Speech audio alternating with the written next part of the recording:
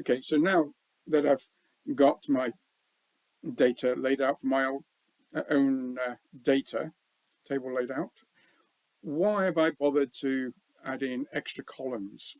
Well, that's information that we can utilize within Visio, or as you'll see within Visio for the web, you can see that extra information. So first thing I'm going to do is just remind you of what we had in the data tab, is that I had all these extra columns of information as well, which are not really displayed within here already. I'm going to save this workbook. So if I save it as, I don't know, let's just save it in here, and I'll call this my test 3, why not?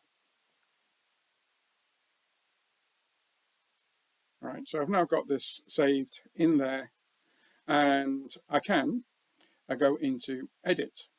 Now, it's going to create me a file within the folder that I've just... Sorry, I don't know that. And Alexa can be quiet. Right, and we can see here it's created it because I've saved it within that particular folder. It's now created me this drawing 1 within there.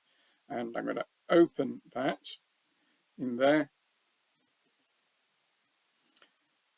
And we will see that it's now, because I've got Visio Plan 1 and Plan 2 actually, but I've got the editing capability of this org chart. Now we can say here's the stencil on the left hand side, here's all our shapes, and if I wanted to I could bring in a symbol, let's say a team symbol, and drop it down there. Now that I'm working in Visio for the web, it's already been saved, and if I was to go back to here now, dismiss this and press refresh, we can see that that diagram has been updated within Excel. So we can enhance it if you want to. I was careful not to put this symbol within the org chart boundary, because the data visualizer add-in takes control of that. So if I was to have put that inside of this boundary here, it would have been removed automatically, because this is being used by the data visualizer add-in.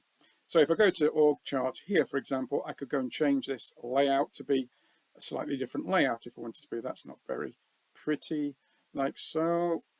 Maybe I have it like that, and well, that's actually quite similar to how it was before.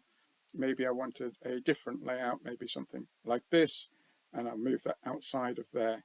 So now we've got a different layout as well. Now in Visio Plan 1, the web editing, you can't actually see this extra data that's on there, unfortunately, but we can actually see that information if I was to go into the different view, for example. So if I go into the reading view of this, I'm now opening the file browser component, and if I go to the shape info there and click on these shapes here, we can see all that information is available to us.